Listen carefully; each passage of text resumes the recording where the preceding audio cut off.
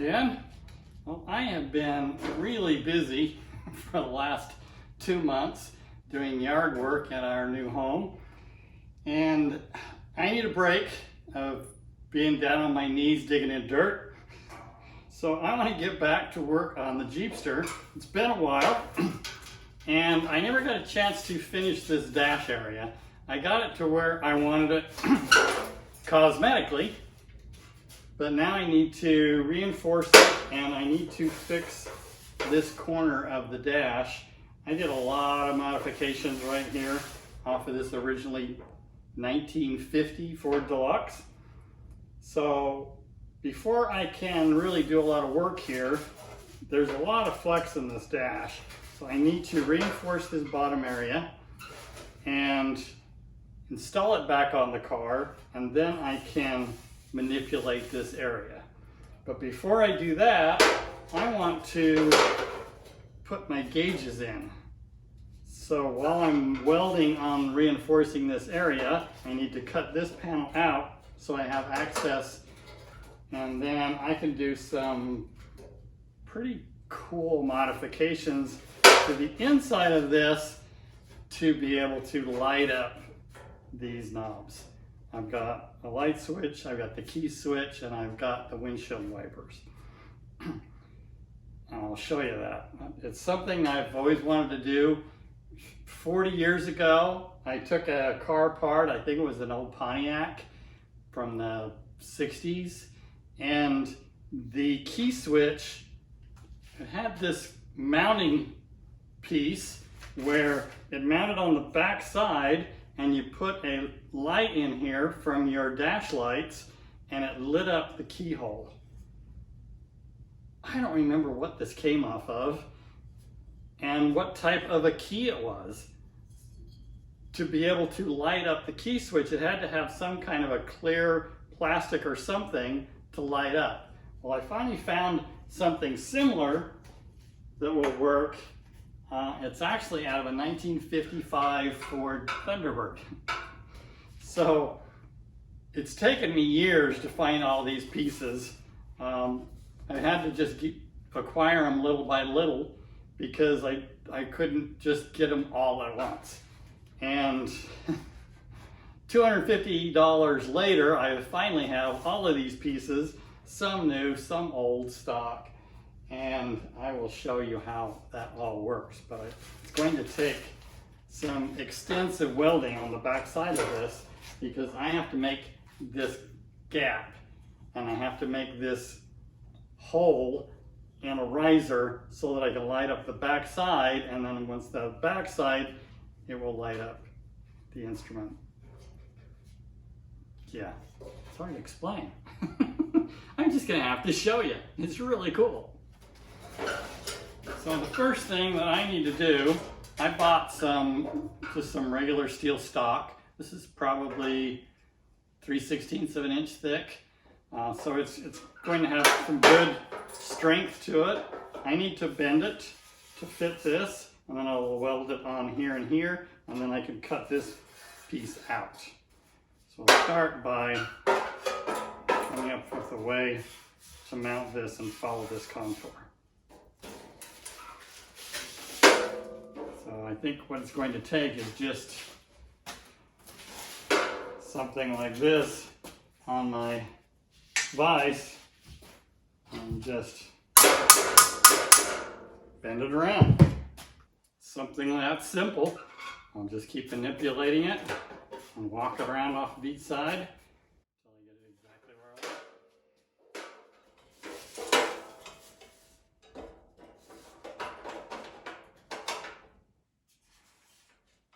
want. Perfect.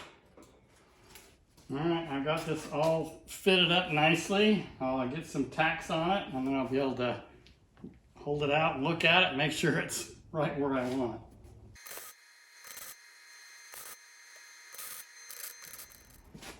So while I have my welder out, I've got to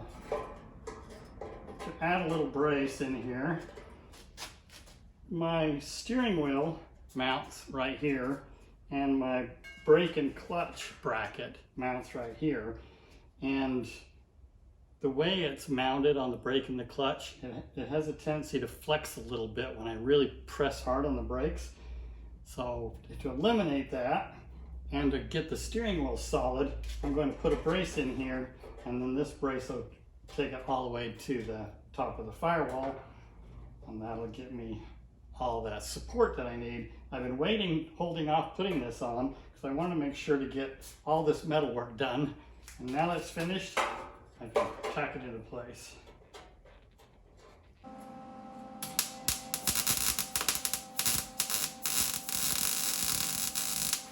So as you can see, I've been playing with this area. I covered it with tape and I started making some measurements and trying to find the center line.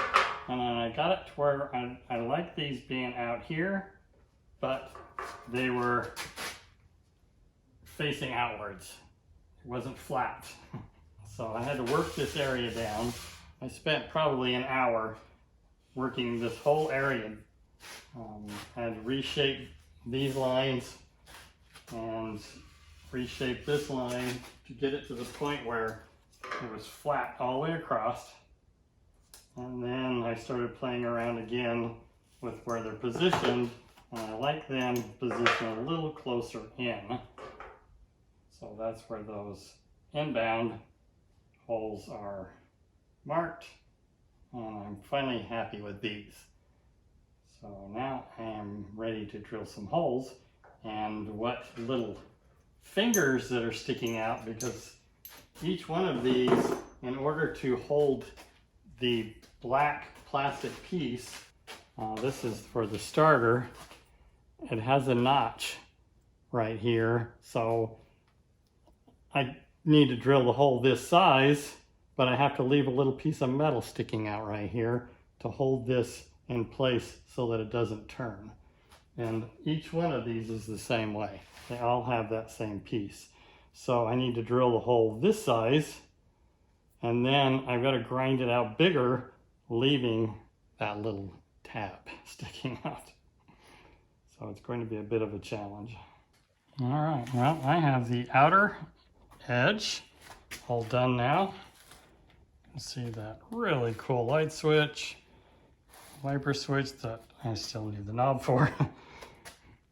But that is really going to look nice. All right, I will keep working away on the back side of this so I can add lights to it, but I need to get this mounted back in there and start doing all the finish work. That's really exciting. There's still some finish work along here I need to do to get this glove box to fit better. And then it's just a matter of filling over all these welds. I've been pounding on it a lot, so I've got some welds that ended up cracking. I need to go back and weld those in. Okay, now with these holes cut, you can see the little nub that I had to leave on there. Now, the back side, when I put in a piece back there so that I can have that shadow box, the light box behind it, it needs to be lined up exactly with each one of these holes. So what I'm going to do is go ahead and build that piece in the back, and it has to have a gap of about 1/2 inch in order to get everything mounted correctly. So we'll start by building that area on the back side, and then I can go directly through these holes and drill through the size that I need for both of these, and they're both different. So I'm going to use this piece kind of as a pattern. I want to do something similar to this. I need the hole for the light, and then I need the hole for the switch.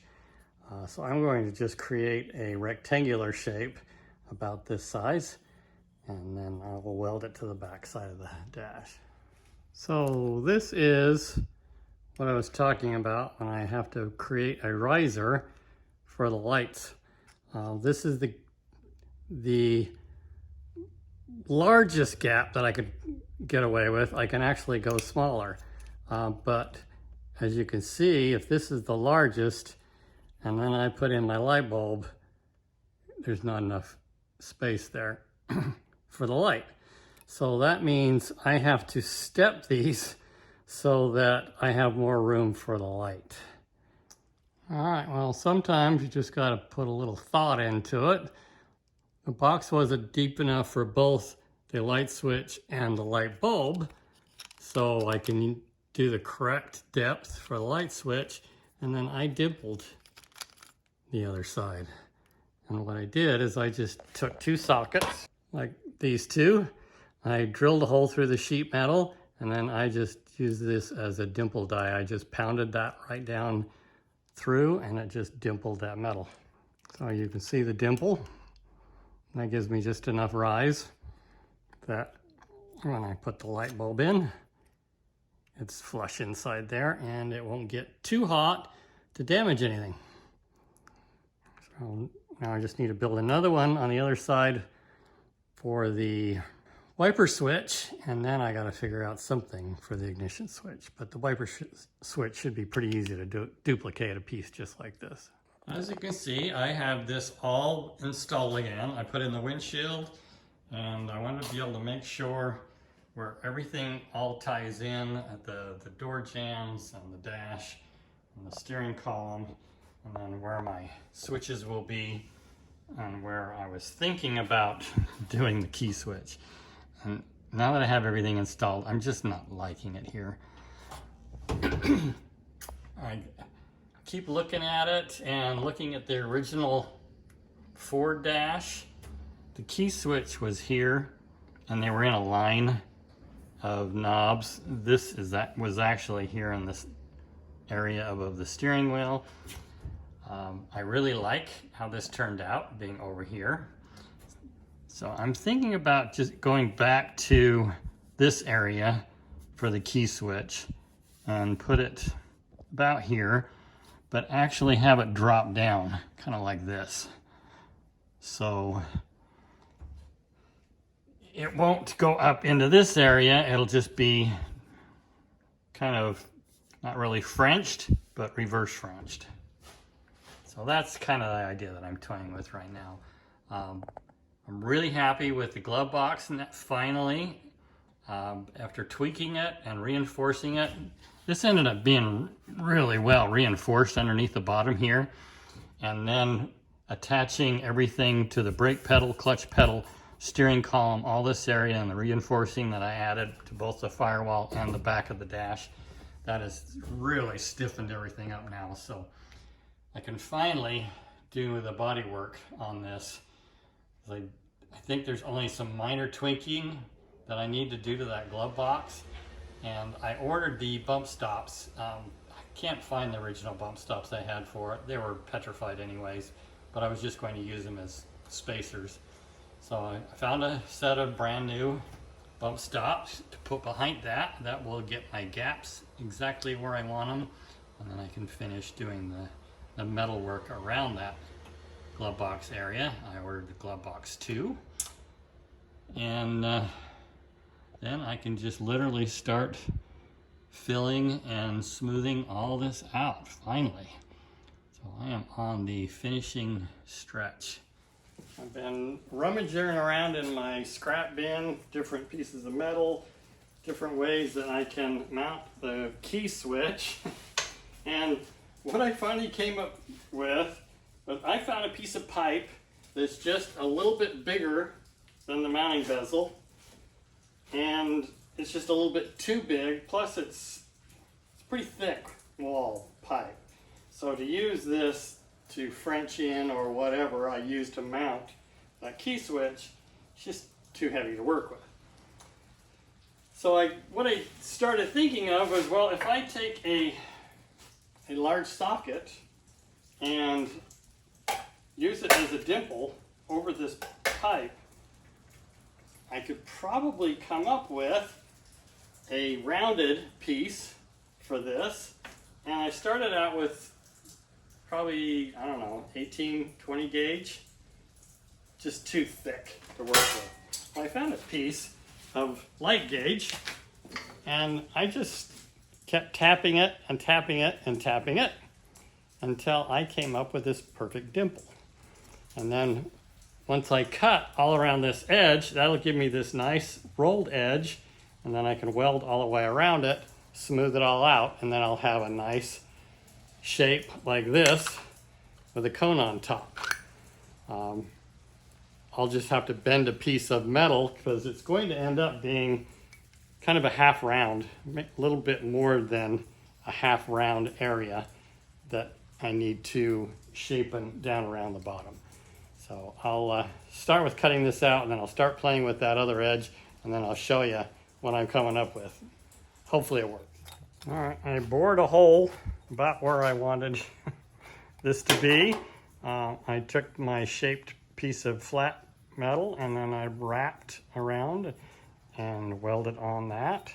So it makes a nice little piece that I can just shove in that hole, and then I can adjust the depth of where I want it to stick out. Obviously I don't want it to stick out anywhere near that far, but as I keep playing with it, adjusting it, and figuring out where I want it, it'll get me that shape anyway.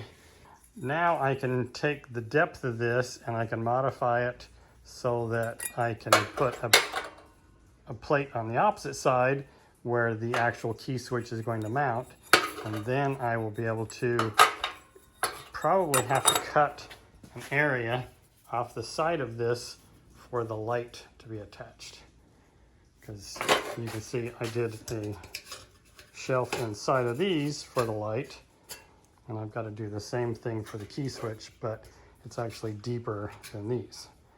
So I got to play around with that. All right, this is so exciting. Here is my first mock-up with everything installed except the gauge cluster. I still need to build a bracket for that, but I had to make sure everything fit and all the wires will reach. This is just awesome. So I got the key switch in. I'm really happy that I ended up moving that key switch over. I had thought I wanted it over here, but now that it's to the right of the steering wheel, I'm just really, really excited how this worked out. And you can see my 40 Ford steering wheel with 1955 T-Bird switches, and then I'll have a 1950 gauge cluster. I'm going to leave this dash removable, but I wanted to get it all roughed in so that it's a perfect fit. And in order to do that with my weld that was all along here, I went ahead and filled it all with Bondo glass. It's a fiberglass, kind of a kitty hair, they call it. And once I get that all sanded and kind of roughed in, then I'll be able to just do regular body filler on all the rest of it. This kitty hair is pretty hard to sand, so I want to get pretty aggressive, and I'm going to use 40 grit initially to just really flatten this out quick.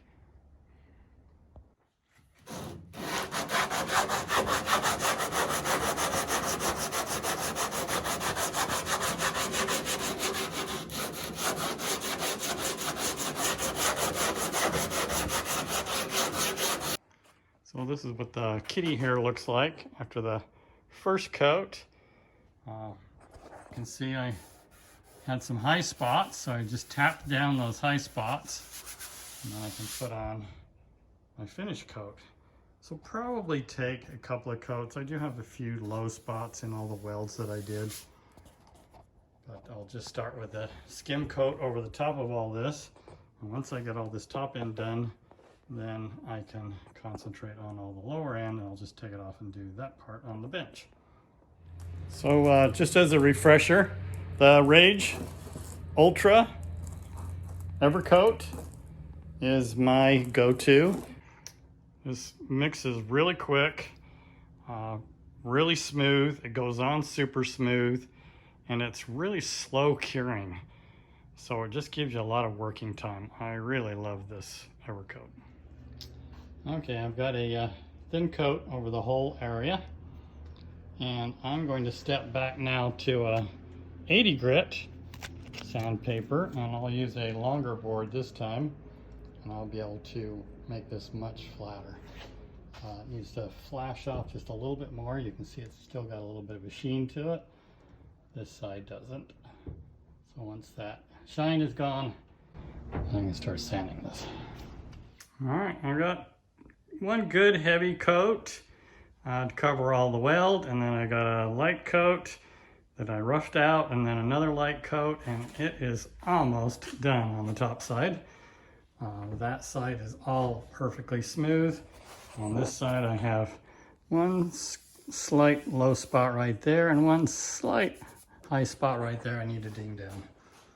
But with just a little tap on that and a little filler there, a good primer surfacer would finish that top side off. So now it's just going to be a lot easier if I pull this dash back out and then put this on the bench to finish the rest. But top side of that looks like probably about 2 hours. Probably figure about the same on the bottom side, and this thing's ready for primer. Pretty cool.